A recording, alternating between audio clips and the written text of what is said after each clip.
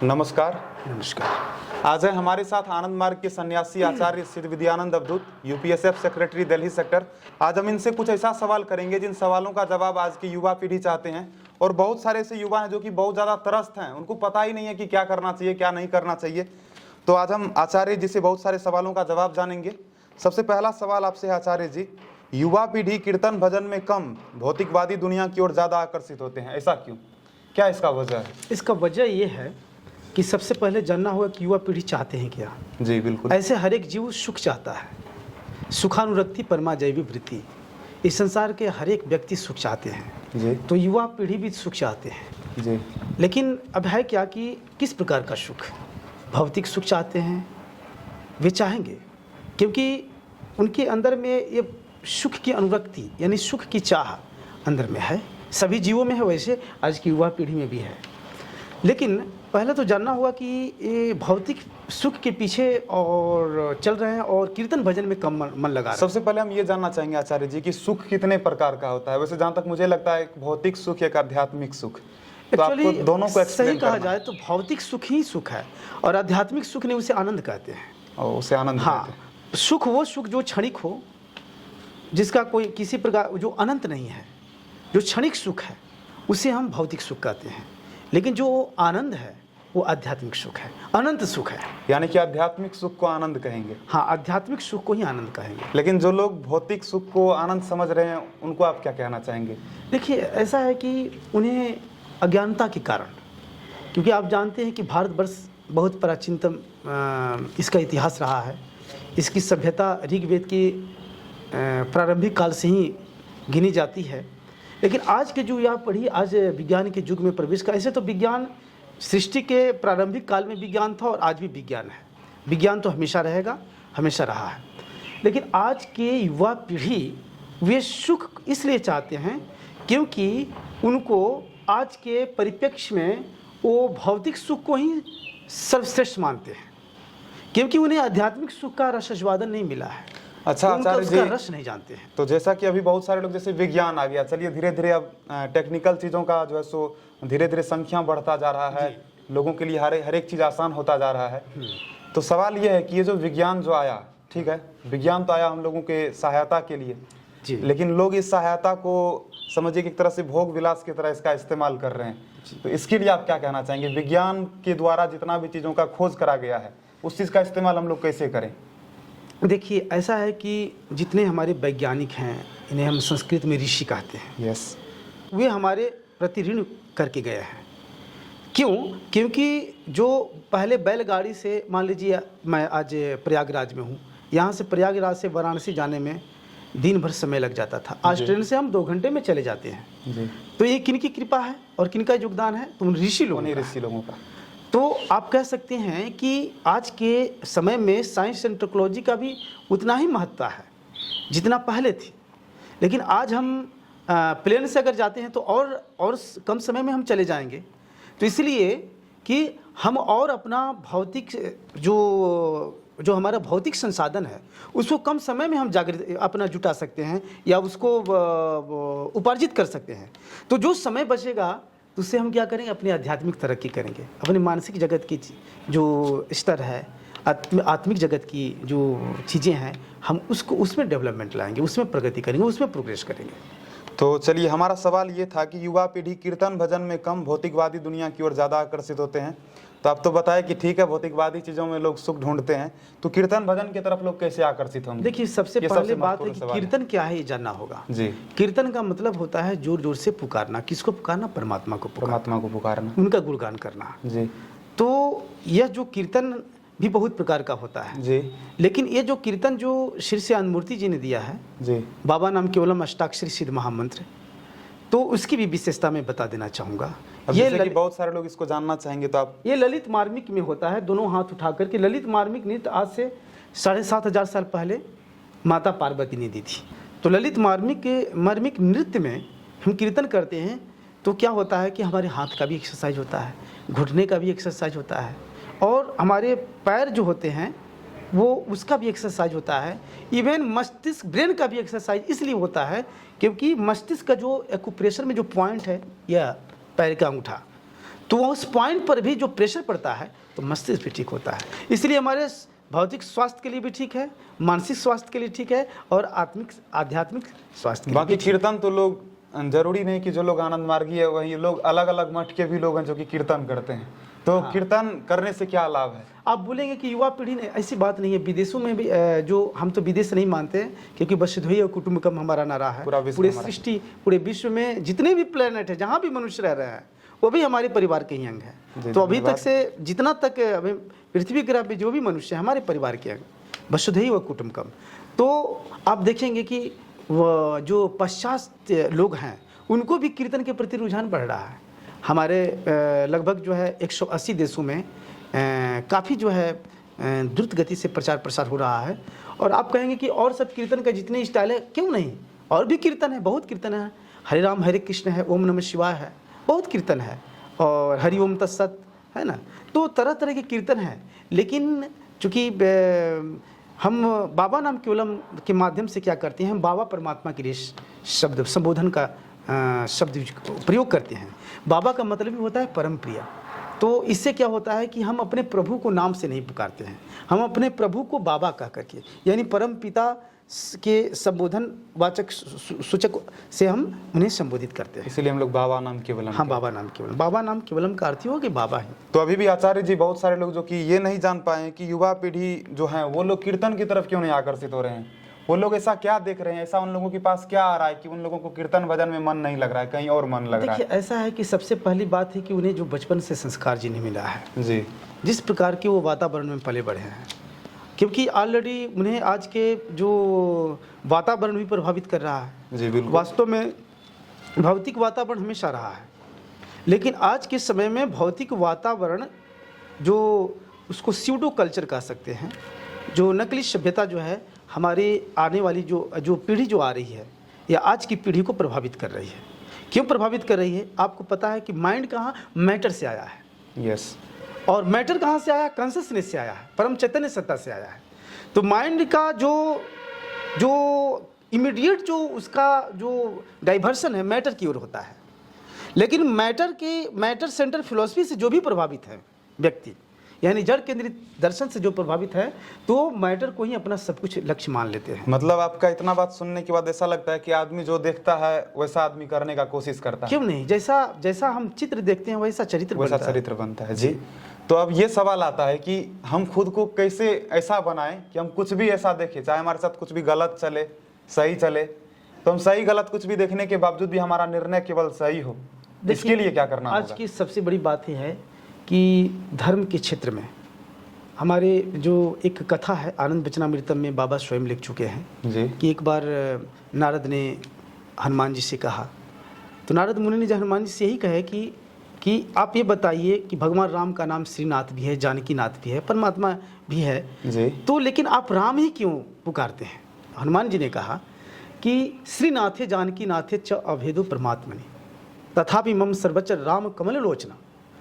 तो वो कहते हैं कि मैं जानता हूँ कि श्रीनाथ उन्हीं का नाम है, जानकी नाथ भी उन्हीं का नाम है, अनेक अनेक नाम से उन्हें पुकारते हैं, लेकिन तथापि मम सर्वस्व राम कमल लोचना, मेरा जो इष्ट है राम है, जो इष्ट मंत्र जिसे कहते हैं राम है, मैं उसका मैं ये जप करता हूँ, क्योंकि वो मेरे लिए ही इष्ट मंत्र है। और इष्ट एक ही होता है मनुष्य का, दो नहीं होता है, ये भूल है।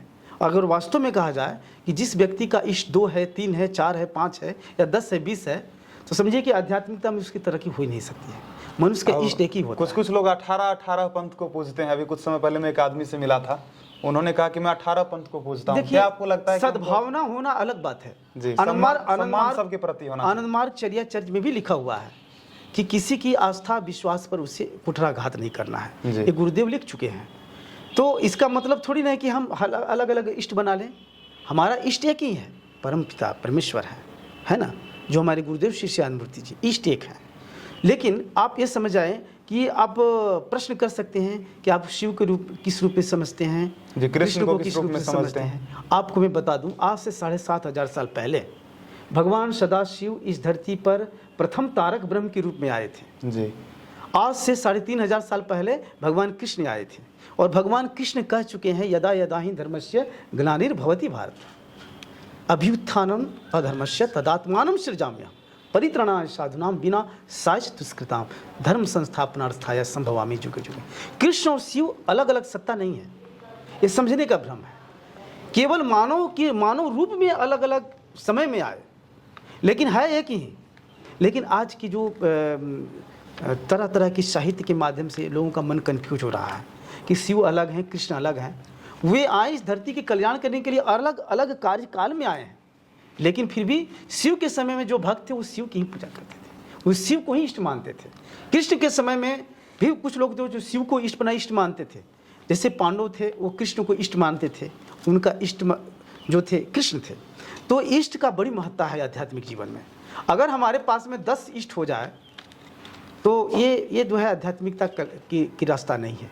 और आज सबसे बड़ी चीज़ है कि आज जो है धर्म के नाम पर इतनी सारी आडंबर हो रहे हैं। इसका कारण यही है कि आध्यात्मिकता से बल्कि लोगों को दूर किया जा रहा है। इष्ट एक ही होना चाहिए, है ना। बहुत बहुत शुक्रिया जी। तो इस तरह से जैसे कि आपने बताया कि आज के युवा पीढ़ी जो देख रहे हैं बस उसी तरह से कर रहे हैं, और उसी को करने की वजह से उनका मन जो है भौतिकवादी चीज़ों की तरफ जा रहा है, आध्यात्मिक चीज़ों की तरफ नहीं जा रहा है।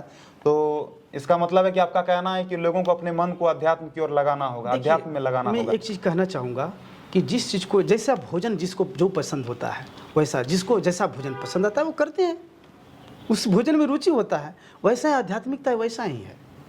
आध्यात्मिकता में जिस व्यक्ति की रुचि है वो आध्यात्मिकता को चुन लेगा, जिसको भौतिकता की ज़्यादा रुचि है भौतिकता को चुन। लेकिन इस जीवन में सुसामंजस्य की ज़रूरत है, भौतिकता की भी ज़रूरत है और आध्यात्मिकता की भी ज़रूरत है। ये दोनों के बीच सुसामंजस्य होना चाहिए। तो आनंद मार्ग जीवन दर्शन कहता है subjective approach through objective adjustment. तो आज की युवा पीढ़ी के लिए मैं कहना चाहूँगा कि वे कहीं भी दूर दराज कंपनी में कोई इंजीनियर है या कुछ भी किसी पद पर हैं, उनके पास सुबह शाम समय है। सुबह के समय में उनको मेडिटेशन करना चाहिए, और मेडिटेशन सिस्टम क्या है उनको पता नहीं है। आज टीवी चैनल पर देख करके मेडिटेशन करते हैं, ये बिल्कुल सही नहीं है। टीवी चैनल से देख करके मेडिटेशन के अंदर मेडिटेशन जो होता है उसमें इष्ट मंत्र होता है, इष्ट चक्र होता है, वे आचार्य जी बता सकते हैं, है ना। तो वो आचार्य को ढूंढें। और आज मैं जो आज दर्शकों के बीच जो मैं बोल रहा हूँ, आज मैं ये कहना चाहूँगा कि यथाशीघ्र अपने लक्ष्य को निर्धारित कीजिए आध्यात्मिक जीवन में। तो आप कभी आपकी दुर्दशा नहीं होगी, आप आनंद की अवस्था को तक चले जाएंगे, और वो आनंद आपके जीवन को किसी भी प्रकार का दुख हो उससे कैसे हम लड़ें, उससे हम कैसे संघर्ष करें, वो उसका ज्ञान मिल जाता है। बहुत बहुत शुक्रिया। तो आप बताएं कि दोनों चीज़ों में सामंजस्य कायम करके चलना है। अगर वास्तव में कहा जाए, हमें कपड़े की भी ज़रूरत है, वस्त्र की भी ज़रूरत है, भोजन की ज़रूरत है ना। यस। तो हमें घर की ज़रूरत है। अगर हम सभी लोग हिमालय की गुफा में जाकर के साधना करने लगे तो समाज की जो कंसेप्ट है बिल्कुल कोलैप्स कर जाएगा। तो इसलिए अपने ही घर में बैठ करके नियमित रूप से ध्यान करेंगे सुबह और शाम, ये आनंद मार्ग का थ्योरी कहता है। और धीरे धीरे आचार्य जी ये भी देखा जा रहा है कि लोगों के अंदर दुष्टता का प्रवृत्ति, बेईमानी, मक्कारी, चोरी, डकैती, ये सब चीज़ भी धीरे धीरे बढ़ रहा है। तो इन सब चीज़ों का वजह तो कहीं ना कहीं अध्यात्म ही है, अध्यात्म का कमी, आध्यात्मिकता की कमी, या आध्यात्मिकता की कमी। सबसे बड़ी बात है कि अपराध फैलने का बहुत सारा कारण होते हैं, है ना। मतलब हम ये बोल रहे हैं कि जो भी गलत काम है समाज का, हाँ, तो समाज में गलत काम इसलिए कि उसका जो डाइवर्सन है मन का, जिस प्रकार की जैसे कि हमारे शरीर के अंदर में ग्रंथि है और हमारे शरीर के अंदर में ही चक्र है, और चक्र से रिलेटेड है ग्रंथि, मूलाधार चक्र, स्वास्थान चक्र, मणिपुर चक्र, अनाहत चक्र, है ना, विशुद्ध चक्र, आज्ञा चक्र, सहस्रार चक्र, इतने मुख्य चक्र हैं। और आप देखेंगे कि इस चक्रों के अंदर में प्रवृत्ति होता है। जहाँ चक्र का पीठ है, चक्र के अंदर में प्रवृत्ति है, तो उसको वृत्ति प्रोपेंसिटीज कहते हैं। और आपको मैं बता दूं, इसकी जो प्रोपेंसिटीज है, जो प्रवृत्ति है, जिस व्यक्ति की जो चक्र के अंदर में किसी प्रकार की वीकनेस है या उसके ग्रंथि में दोष है, तो ग्रंथियों से हार्मोन का सेक्रेशन अंडर या ओवर होगा, वो भी खतरनाक है। क्यों? क्योंकि मान लीजिए मणिपुर चक्र है, जहाँ एड्रेनल ग्लैंड से रिलेटेड है, उसमें अटैचमेंट यानी मोह की प्रवृत्ति है। तो जो युवा पीढ़ी के अंदर में जिसका मणिपुर चक्र वीक है, स्वाभाविक है कि उसको भौतिकता के प्रति ज़्यादा मोह होगा, किसी व्यक्ति के प्रति ज़्यादा मोह होगा। इस मोह को समाप्त करने का हमको साधारण सा उपाय बताइए। इसका सीधी सी सिंपल सी तरीका है कि एक्चुअली किसी चीज़ को दमन करने की जरूरत नहीं है, डाइवर्ट करना है। जिस प्रकार से माँ के अंदर में जो ममत्व होता है वही मिल्क में कन्वर्शन हो जाता है जिसका, है ना।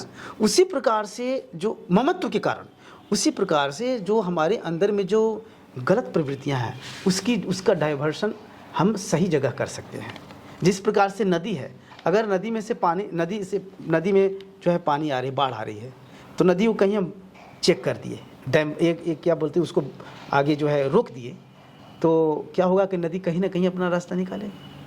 तो उसी प्रकार से एक युवा है तो उसके भी अंदर में इतने उफान आते हैं, तो उस वृत्ति को नियंत्रण करने के लिए क्या करना होगा, उसको चैनलाइज करना होगा किधर, सुप्रीम कॉन्शियसनेस की ओर, परमात्मा की तरफ।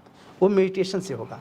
और चक्र के अंदर में जो या ग्रंथि दोष है, ग्रंथि जो हार्मोन सिक्रेशन में जो त्रुटि है, अंडर या ओवर है, इसको ठीक करने के लिए उस चक्र से रिलेटेड आसन करना हो। जैसे मणिपुर चक्र के लिए मयूरासन ठीक है, स्वाधिष्ठान चक्र के लिए गोमुखासन ठीक है। अगर गोमुखासन को अगर सही ढंग से की जाए तो जो बच्चे लोगों के अंदर में जो शरारती बुद्धि होती है या मन ज़्यादा इधर उधर चंचल हो जाता है, तो गोमुखासन करने से ठीक हो जाएगा। उसी प्रकार से चक्रासन, अगर 12 साल की उम्र के बच्चे को 2 आसन, चक्रासन और बद्ध पद्मासन कराया जाए तो बच्चे का मन बिल्कुल बैलेंस में होगा। तो ये बहुत बड़ा विज्ञान है। धन्यवाद बताने के लिए। अब अगला चीज़ है कि लोगों के अंदर नेगेटिविटी, तो ये भी शायद लगता है उसी तरह का ये भी क्वेश्चन है, जैसे कि अभी के टाइम में किन किन चीज़ों से लोगों को दूरी बना के रखना चाहिए पॉजिटिव रहने के लिए। देखिए, पॉजिटिव रहने के लिए दूरी तो बोला गया है कि त्यज दुर्जन संसर्ग भज साधु समागम।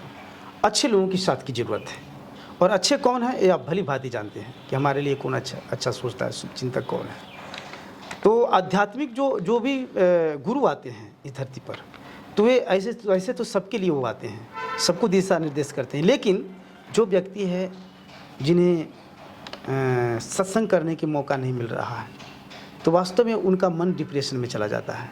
सत्संग बहुत बड़ी चीज़ होती है। एक साथ बैठ करके भजन कीर्तन करना और स्वाध्याय करना, जो आप्त वाक्य है, स्वयं परमात्मा ने जिन बातों को बोला है उसके बारे में अध्ययन करना और उसके अपने व्यक्तिगत जीवन में उतारना, यह स्वाध्याय। इस माध्यम से पॉजिटिव रह सकते। चलिए, बहुत बहुत शुक्रिया आचार्य जी। अब अगला क्वेश्चन है कि आदमी अपने जीवन में कैसा भी रास्ता चुन लेते हैं। हर कोई अपने जीवन में प्रॉफिट चाहता है, हैप्पीनेस चाहता है, तो कोई अच्छा काम भी चुनता है, कोई अच्छा काम करने लग जाता है, लेकिन मैक्सिमम लोग जो है वो गलत काम करने लग जाते हैं।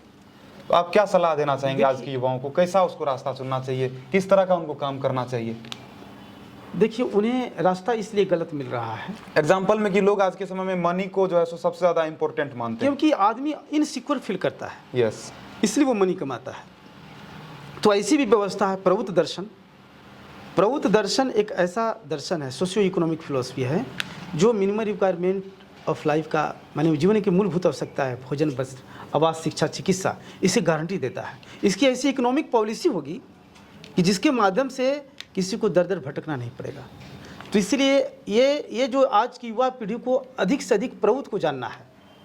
अगर प्रवृत्त यानी प्रगतिशील उपयोगी तत्व के बारे में वो जान जाएंगे जिस दिन, तो वे अपने अधिकार को समझेंगे। उन्हें कोई मूर्ख नहीं बना सकता है। तो हम ये पूछ रहे थे कि लोग कैसा भी रास्ता चुन ले रहे हैं वर्तमान समय में, तो उसको क्या करना चाहिए, उसको कैसा रास्ता चुनना चाहिए? उससे क्या है कि दोनों समय मेडिटेशन करना होगा, ध्यान करना होगा, और कुछ योगासन करनी होगी। आसन के माध्यम से अपने मन को और शरीर को स्वस्थ रख सकते हैं। पैसा कमाने के लिए लोग जैसे घुसखोरी करते हैं, कुछ लोग घुसखोरी करते हैं, थोड़ा बहुत जाके किसी मंदिर में दान कर दिया, किसी सन्यासी को दान कर दिया, तो वो जिस तरह से ये सब काम कर रहे हैं, ये सब चीज़ सही है या फिर क्या दान कर देने से बहुत सारे लोगों को लगता है पाप कम हो जाएगा? देखिए, इसको कहते हैं डोगमा, कि हम दान कर दिए तो पाप कम हो जाएगा। नहीं जी, ऐसी बात नहीं है। कारण कि आपको मैं बता दूं, हमारा शास्त्र कहता है अवश्यमेव भोक्तव्यम कृता कर्म शुभाशुभ। जो भी कर्म किए हैं उसका शुभ हो या अशुभ हो, उसको भोगना पड़ेगा। शुभ फल का हमें भी फल भोग करते हैं और अशुभ फल का भी भोग। जैसे लोहे का हथकड़ी हो या चांदी की हथकड़ी या सोने की हथकड़ी वो बंधन है। तो इसके लिए ही मेडिटेशन किया जाता है, ईश्वर प्रणिधान। उस ईश्वर प्रणिधान सुबह शाम जो आनंद मार्ग की प्रथम लेसन की साधना है। अच्छा, एक और सबसे कॉमन क्वेश्चन है। देखिए, ठीक है, आप बोल रहे हैं मेडिटेशन करने के लिए, मान लीजिए हर कोई मेडिटेशन करना शुरू कर दिया, हाँ, लेकिन होता क्या है कि स्टार्टिंग में लोगों को मेडिटेशन नहीं करने हो पाता है। वो करता है, 1 दिन 2 दिन किया, फिर उसका वो रुचि घट गया। देखिए, इसका कारण ये है, इसको बरकरार कैसे रखें? Education system. Yes, education system का आधार होना चाहिए वो जो फिलॉसफी, ऑन्टोलॉजी, एपिस्टोमोलॉजी, है ना, मेटाफिजिक्स, एक्जियोलॉजी से हम कहते हैं ह्यूमन कार्डिनल वैल्यूज़, और स्पिरिचुअल कल्ट जिसे आध्यात्मिक अनुशीलन कहते हैं। तो ऑन्टोलॉजी, मैंने कहा ईस्ट की बातें, ये वास्तव में ईश्वर तत्व से रिलेटेड है। ईश्वर एक है ना, जो सर्वज्ञ, सर्वव्यापी है ना। और उसके बाद एपिस्टोमोलॉजी का मतलब होता है ज्ञान तत्व। ज्ञान तत्व दोनों होना चाहिए, परा और अपरा, जो आपसे बातचीत हो चुकी है इस संदर्भ में कि भौतिक ज्ञान क्या होता है, आध्यात्मिक। तो परा ज्ञान है, आध्यात्मिक ज्ञान, और दोनों ज्ञान की जरूरत है। परा ज्ञान की जरूरत है और अपरा ज्ञान, दोनों, transcendental knowledge and non transcendental knowledge, इसे अंग्रेजी में कहते हैं। तो ये क्या है, ये एपिस्टोमोलॉजी कहते हैं। उसके बाद मेटाफिजिक्स। मेटाफिजिक्स का अर्थ होता है सृष्टि तत्व, कि ये इस जगत में जीव कैसे आए हैं, सृष्टि का आरंभ कहाँ से हुआ है, और सृष्टि पुनः किस प्रकार से अपने आप परिवर्तित किसमें मिल रही है, जीव आते हैं, जीव फिर कहाँ जाते हैं, इसके बारे में जो विज्ञान निर्धारित करते हैं उसे सृष्टि तत्व कहते हैं। जैसे चार्ल्स ऑफ इवोल्यूशन थ्योरी जो होता है, चार्ल्स डार्विन ने दिया विकासवादी सिद्धांत, तो उसमें उन्होंने मैटर से तो उत्पत्ति हुई है जीवों को, लेकिन मैटर कहाँ से आया है, पदार्थ कहाँ से आया, उसके बारे में कोई सही उत्तर नहीं दे पाते हैं। लेकिन आनंद मार्ग फिलॉसफी उसका भी उत्तर देता है कि मैटर कम्स फ्रॉम कॉन्शसनेस, परम चैतन्य सत्ता से आया है मैटर। और इसके लिए एक सृष्टि तत्व है, आइडिया एंड आइडियोलॉजी बुक्स में बहुत डिटेल रूप से बताया गया। तो ये मतलब मेडिटेशन को कैसे बरकरार रखा जाए, लोग स्टार्टिंग में तो मैंने सीधी सी बात कहा कि एजुकेशन सिस्टम, अगर शिक्षक बच्चों को प्रतिदिन मेडिटेशन कराएंगे, वो रूटीन बनाएंगे जी, क्योंकि वहीं से अभ्यास शुरू होता है। बचपन में जिस पशु पक्षी को भी जो आदत डाला जाता है तो वो भी अच्छे बन जाते हैं, वैसे वो भी अच्छा बच्चों का तो पहला शिक्षक उनके माता पिता हैं। माता पिता हैं। तो सबसे बड़ी बात है कि अगर वास्तव में धर्म जो होना चाहिए सबसे पहले घरों में होना चाहिए, धर्म के अनुशीलन। ये बहुत बड़ी बात बोले हैं कि धर्म घरों के अंदर होना चाहिए। माता पिता को ही पहले धार्मिक बनना होगा, अपने बच्चों को भी सिखाना होगा, उस तरह से कराना होगा, तब जाकर धर्म को लोग अन्यथा लेते हैं जी। धर्म तो बृहद यशना प्रणिधानम च धर्म, ये तो तस्मात् धर्म सदा कार्य, ये तो धर्म सबके लिए है। धर्म कोई रिलीजियन नहीं है, संप्रदाय नहीं है, धर्म सबके लिए एक है। मानव धर्म, भागवत धर्म, सनातन धर्म, है ना, इसका किसी प्रकार का रिलीजियन। आपको क्या लगता है, लोगों को doctor, engineer, SP, DM, collector बनने से ज़्यादा क्या बनना चाहिए? सबसे पहले देखिए, सबसे बड़ी बात है कि इंजीनियर भी बनना चाहिए, डॉक्टर भी बनना चाहिए, कलेक्टर भी बनना चाहिए, सब कुछ होना चाहिए, क्यों नहीं, क्योंकि ये तो समाज के लिए चलाने में मदद करते हैं। लेकिन जैसे कि आपकी बातों से हमको ये लगा कि आदमी को सबसे पहले एक अच्छा मानव बनना चाहिए, ये जरूरी तो मानव बनेगा। मानव बनने का मतलब क्या है कि वो डॉक्टर बनकर के, डॉक्टर बनेंगे, सेवा करेंगे तो अच्छे मानव कहे जाएंगे। वो इंजीनियर हैं और सेवा करेंगे अपनी बुद्धि विवेक के माध्यम से तो अच्छे मानव कहे जाएंगे, है ना। अच्छे शिक्षक हैं तब अच्छे शिक्षक कहे जाएंगे जो समाज को सही दिशा दे रहे हैं, जो अपने विद्यार्थियों को अच्छा मार्गदर्शन दे रहे हैं। तो बहुत बहुत धन्यवाद आचार्य जी। तो आज के इस इंटरव्यू के माध्यम से पता चला कि आदमी जो खुश रहना चाहते हैं तो ये आप जितना भी चाहे, आप मोबाइल फ़ोन से आप थोड़ा देर के लिए आप खुश हो पा रहे हो, या फिर मान लो किसी और चीज़ को आप करके खुश हो रहे हो, तो वो केवल एक क्षणिक सुख है, वो आपका जो है सो एकदम हमेशा चलने वाला सुख नहीं है। और यदि आप आनंद की अनुभूति प्राप्त करना चाहते हो तो आपको आध्यात्मिक पथ को अपनाना होगा, आध्यात्मिक मार्ग में आना होगा, और जितने भी आचार्यगण हैं उन सबों से आपको मिलना जुलना होगा, उनसे आपको दीक्षा लेना पड़ेगा। जो इष्ट मंत्र होता है वो केवल यही लोग दे सकते हैं और किसी के पास वो पावर है नहीं। और इसी तरह से अपने जीवन को अध्यात्म की ओर बढ़ाइए, और जितना ज़्यादा आप अपने मन को अध्यात्म में लगाइएगा उतना ज़्यादा आप खुश रहिएगा, उतना आनंदित रहिएगा। और आज का ये इंटरव्यू मुझे बहुत अच्छा लगा। बाकी बहुत बहुत शुक्रिया आचार्य जी, और आशा करता हूँ कि इस वीडियो के माध्यम से बहुत सारे युवाओं के मन का प्रश्न, बहुत सारे समस्याओं का समाधान हुआ होगा। साथ ही साथ अगर ये वीडियो आपको पसंद आया हो तो अपने दोस्तों से भी शेयर कीजिएगा, अपने परिवार के लोगों से भी शेयर कीजिएगा, अपने रिश्तेदारों से भी शेयर कीजिएगा, और अगल बगल में जो भी है उन सभी लोगों को आप ये वीडियो दिखा सकते हैं। बहुत बहुत धन्यवाद इस वीडियो को पूरा देखने के लिए। मिलता हूँ अगले किसी और नए वीडियो में। नमस्कार।